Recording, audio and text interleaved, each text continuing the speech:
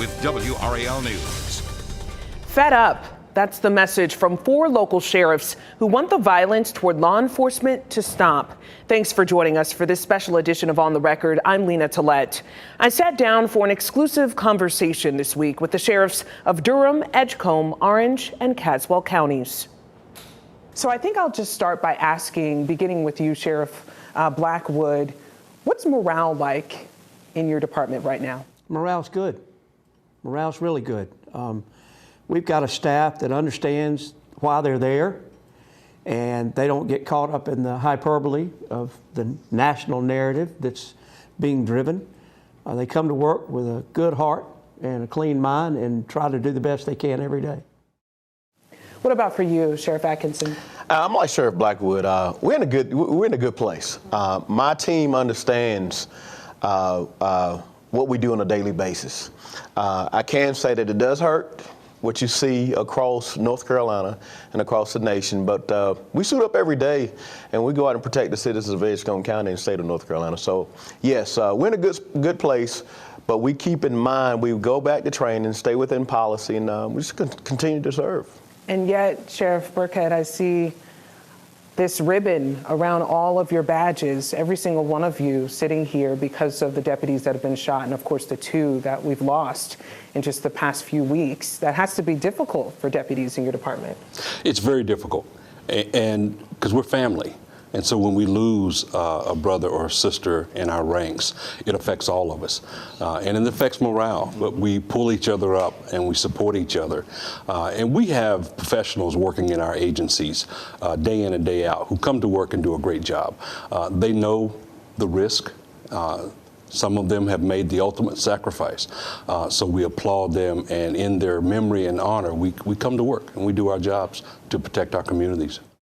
Sheriff Durden, I know you have dealt with this personally as sheriff of Caswell County. You recently had a deputy shot in the line of duty who was serving domestic violence order to someone. What goes through your mind when you hear that one of your deputies has been shot, officer down? We just had this conversation about how hard it was for me when my deputy got shot. And only thing went through my mind is that he wasn't gonna make it, and how the other guys and girls gonna react to it. So, like Sheriff Burkhead said, we have professionals, and they are professionals. The average age at Caswell County Sheriff's Office is about 25. And you know, when you're 25, you're bulletproof, you're fireproof, you know, you fire retardant, but you keep plugging. But when it's close to home, when someone gets shot that you know, and that it makes it personal, and it makes it, then you, the perspective of you could get hurt. And so now we gonna have to get them counseling and make sure that, you know, we're a small agency. We have 60 total employees, so everyone was affected. And Lena, if I can tag, if you don't mind, I had an officer involved shooting in October 2021 when my deputy was stabbed twice. And everything's in slow motion. And you're trying to figure out at what point do I show up and make the death announcement? Is he alive? All these things are going through your head. So we are human, and you know, we are the team captains of our teams. So it does affect us, and it affects the whole agency. It affects the whole office when you have in the line of duty death or a deputy's been assaulted. So it takes a lot of counseling. We're still dealing with that. So it just doesn't go away, because we still have to get those deputies counseling and continue to monitor them day by day. That's so interesting. You're saying they're still in counseling. You've just started providing counseling for your deputies. What did you mean? I want you to take it a little bit further in terms of these are such young deputies that are out responding to these calls who may think maybe they're immune to what can happen, the dangers in the field. What was it, a reality check? What happened to Deputy Tyndall? No, this job is inherently dangerous, and I think they know this. But serving of a 50B, a domestic violence order, you don't know what's going to happen, but it's just a perfect storm. The guy didn't want to go, he didn't want to leave the house, and he was going to show us he didn't want to leave. So, you know, it just happened, and you never know what you're going to walk into. Now that's a reality check that you have to be cautious, and you have to know that, you know, this is a dangerous job. How is Deputy Tyndall doing? They're doing wonderful. Good, good. Yes. I'm glad to hear that. Yes, ma'am. You know, you mentioned the domestic violence order. We have seen violence toward law enforcement for so many different types of calls in recent weeks. So the domestic violence order, the involuntary commitment papers served in Wayne County, where sadly Deputy Fishman died there. Also, just a public intoxication call. A deputy was shot in Lee County. I mean, what does that tell you about the breadth of the calls that deputies are responding to and facing violence? Well, I think it points to where we are in society. You look at whether it's in Durham County or Caswell County or the national scene, we're seeing an increase in violence, and we're seeing an increase of attacks on law enforcement officials, deputy sheriffs, city police officers, the FBI as recent as this week. So I think it really points to where we are as a society. And how do we get past it? I think we struggle with that every single day, because again, we still come to work and we still have to protect our communities, but we're being often attacked, made to look like the bad guy, but yet we try to build those relationships in our communities. And I think we have to continue to do this. Sheriffs are unique in that we do community outreach every single day. So we're trying to get a handle on not only the violence in our communities, but also rationalize and understand why law enforcement is being attacked, motivating our young men and women to continue to do the job. And it's tough. It's a tough time across the board. Some stories are impossible to tell in a few minutes. That is where the WRAL Doc Unit comes in. I want people watching these documentaries to see things that they might never see. They may feel upset, talk to me, empathy, shock. that is the Neuse River. Most importantly, I want them to learn something. I'm Kristen Severance, and I'm the WRAL investigative documentary reporter. Sheriff Atkinson, when you already, at least the narrative that we're hearing statewide is that it's very difficult to hire right now. When these types of incidents are happening, does it make it more difficult to hire? It does, but law enforcement is great. It's a great, and like Sheriff said, it's a profession. And I battle people all the time. We're not cops. You know, I tell people all the time, you want a trained professional come into your home or come into your business, and that's what we sell. So, you know, and to fall back on something else, all these different assaults is happening with law enforcement around the state of North Carolina and the world. Everything we go to is unknown. We may have some intel through telecommunication, but everything we go to is unknown. It may be a stranded motorist that want to shoot us. So we want to keep our young professionals, our senior professionals, we want to make sure that they still do the business professionally, because we don't want them walking up in the cars or going in people's houses and they're on edge because of what they're seeing across the state. We just got to continue to train, continue to recruit. And that does play a factor, but guess what? As long as we stay professional the way that we are up here today and across the state of North Carolina with our other sheriffs, recruiting will be fine. Somebody's got to do it. It's a unique profession. Sheriff Blackwood, I was struck by the North Carolina Sheriff's Association's reward for information in Deputy Ned Bird's death, $100,000. Is that the largest reward that you all have offered in order to get some information? That's the only reward we've ever offered. What message does it send? You matter. You matter. Our deputies matter to us, yes. And we're not going to tolerate this behavior. We're serious about this. We talk about societal norms breaking down.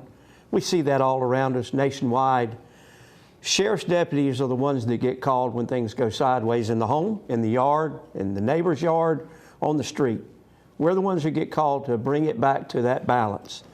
And unfortunately, we've been called on way more than we ever have because the societal breakdown is way worse than it's ever been. But we're not going to sit back and accept the fact that killing police officers and deputy sheriffs and troopers is the answer to the problems that we're facing today. And part of our response is going to require our communities to get back to those civil norms that we enjoyed years ago. And however we get there, I don't have that roadmap, but until we get there, we're not going to see the peace that everybody dreams about when they go to bed every night. What do you mean by societal norms breaking down? Which ones? Well, let's talk about when you pull up to a gas station and somebody pulls at the pump in front of you and you see somebody get out and threaten them with a gun for doing it. That's a breakdown in a societal norm of civility. When you go to Walmart and there's no toilet paper and you find the manager and choke him out because they don't have toilet paper, that's a breakdown in the societal norm. What we have accepted is civility within our communities is no longer existing. Do you think that deputies are called to respond to too much? I know county courts tell you you have to serve an eviction notice, you have to serve a domestic violence order, you have to serve the involuntary commitment paper. Is that too much? Should another entity be handling that, Sheriff Atkinson? You know, and I know, Sheriff, you had your hand raised and you were going to jump. But, you know, I share this real quick. For 21 years, I was a state trooper. And I tell you, and for all my trooper brothers and sisters out there, it was a great profession. But to be a part of 100 brothers and one sister, this is awesome. I did not know, listen to me, I did not know how hard a sheriff and a sheriff deputy works. And I don't think a lot of people realizes that. But when I sat in that sheriff's and I watched how hard they work, nonstop, I couldn't see it as a state trooper. I could not see it. But once I sat there, it was like, whoa, you do so much that the people don't know. I just want to share that, but you was itching to share there. I'm so sorry. I'm fine. We all are full service sheriffs, meaning that we do everything that the Constitution states that we do. And so we start taking away duties that taken away from our constitutional powers. And we are sheriffs, and we are proud to be sheriffs. And I'm proud of each one of these men, young men up here, and I'm proud of all their deputies. But we're proud to be sheriffs, and we don't need work taken away from us. We just want people to know that our deputies need to be safe. That's right. So what do you need in order to do your job better and feel safer? Well, the number one thing for me is always community relationships. We need people to understand what we do and why we do it. And we can't do it alone. So we depend on the community. It goes back to, you've heard this, see something, say something. We want to build those relationships so when something is happening in a community, we can talk, we can go in, establish a conversation, and try to figure out how to problem solve. We're not always about arresting someone. There are going to be those times that we have to make an arrest. And with the violence that we are experiencing, those individuals need to be incarcerated. But by and large, we want to preserve the quality of life that all of our communities enjoy. And that's what we do as sheriffs. That's why our responsibilities are broad. We get called for everything. But that's the history of the sheriff's office. A lot of the issues that we're dealing with right now are as a result and started around the time that most of our mental health facilities within the state closed down. We have accepted the fact that we have detention facilities that cannot deal with, and you cannot incarcerate mental illness, nor should you. So there's got to be some buy-in from either the federal assistance or state assistance in finding places to deal with and house people who need to have mental health treatment, adequate mental health treatment. Now, they closed a facility years ago because there was some mistreatment. We're beyond that at this point. We need to rebuild those facilities and make certain that they're staffed and deal with people in an appropriate manner so they're not jailed for sickness.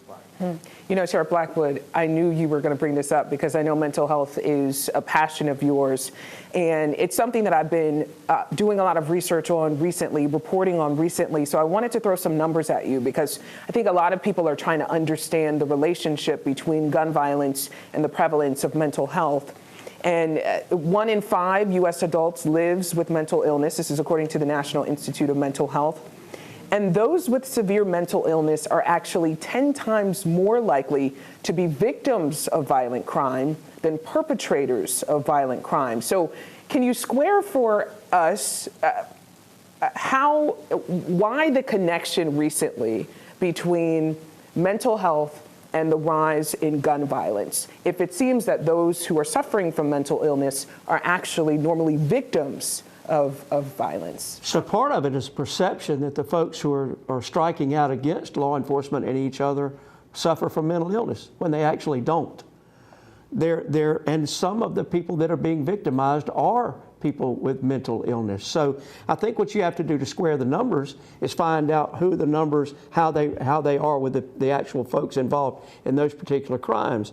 And I'll cast a number back at you, and that is how many of the people who've assaulted law enforcement in the last year, let's say 2 years, were already convicted of felonious gun violence. How many of them were out on bond for felonious gun crimes?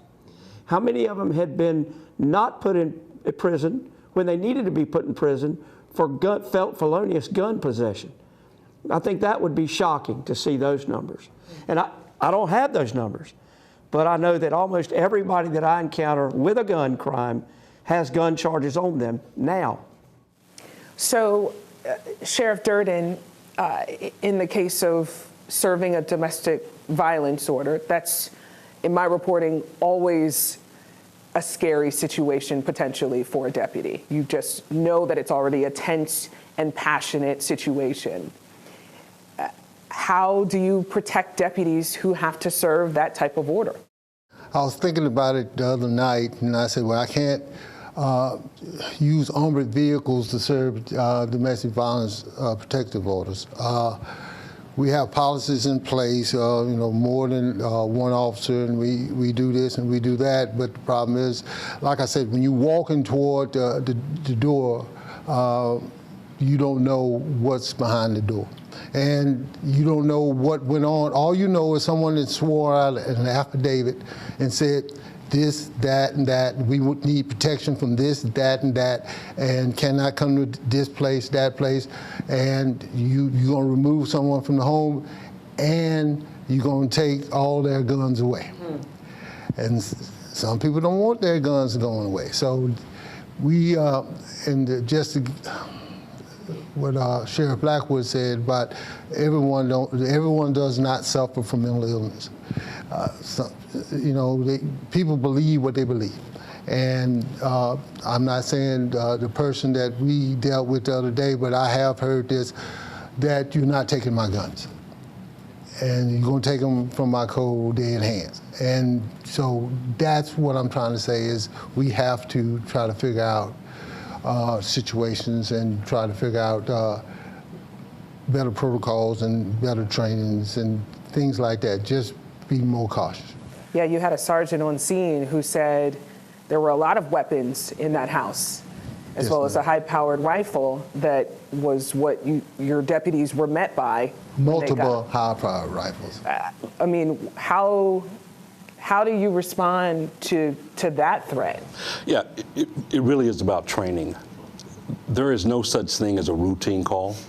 Every call we go on has the potential to be life-threatening, certainly different. And when you're dealing with matters of domestic violence, to your question, they can spin out of control immediately. That's why we support, or I support, red flag laws so we can get the weapons out of the hands of those who have the potential to do wrong or have been involved in domestic violence. I support the Second Amendment. It's not about taking guns away. It's about keeping individuals safe and being responsible. But we train day in and day out to respond to those calls, and we fall back on our training, whether it's serving an IVC paper or serving a high-risk warrant. We have to create the plan execute the plan, and hopefully everyone goes home is safe. And that's what we do. We have to, and we will continue to train. Our team is your team. We live and breathe the triangle. And at 10 p.m., a whole day's worth of information comes together 1 hour earlier. Just for you. Whether it's breaking news, live on the scene, call police right away. Inside the WRAL Live Center, Durham School Board, or a weather forecast prepping you for tomorrow's plans. Severe weather is on the way. Why? Because you are worth it. You need to be watching WRAL News at 10 on Fox 50, the only live local news at 10 p.m. Gun violence is up among civilians as well. So in addition to more law enforcement being shot in the line of duty, so are people in the community. Is that just both of those things are going up? Is that what you're experiencing? Well, Lena, it's like this, and I'm glad you asked that question. You know, it seems like when there's a deputy or law enforcement officer involved shooting, we really get outraged. You know, we march, we stand before courthouses. I mean, we really get in an outrage. And I have these conversations with some of the inmates in my facility, detention facility. I said, why don't we get outraged when there's a lot of gun violence toward one another? And they can't answer me. And I think that goes back to what Sheriff Blackwood is saying also. Where is that breakdown? Because I can assure you, along with other sheriffs that are sitting up here and the sheriffs that are not here, we are holding, especially since George Floyd, we are holding our men and women accountable. We go through the rigorous training, we have discussions, we talk. We have done that. We're holding our staff accountable. Who's holding those young men, 16, 17, 18-year-olds that are out at 3, 4 o'clock in the morning that we're chasing them? Who's holding those young people accountable? And I think that's what we've got to fix, because we have run the gallon and said, hey, you will be a trained professional. But who's holding that young person accountable when they don't care who they're shooting, when they don't care, they're randomly shooting in houses, just throwing bullets all over the place? Who holds that young person accountable? And that's what we're trying to fix in our community. And that hurts, because sometimes, and I'm gonna tell you something that's tagged along with that. When these young people shoot randomly in the houses, they're dealing with trauma. We may never find out who committed the shooting, but these young people are growing up now, so now we're dealing with mental health, because they may have shot in the house. Law enforcement may not have solved the crime, but they're dealing with this since they were 16, now they're 25, and then they're 30, and they've never gotten help, and it's bothering them. Because they watch the news just like we do. They can tell me things by sitting and watching. So who gets that young person help as they tend to grow up? So, I'm sorry. That's, I think, the question that I have. You all can't do all of that. So do you need more help from other types of professionals to try to reduce gun violence, to try to reduce crime? And what are those entities that could help you?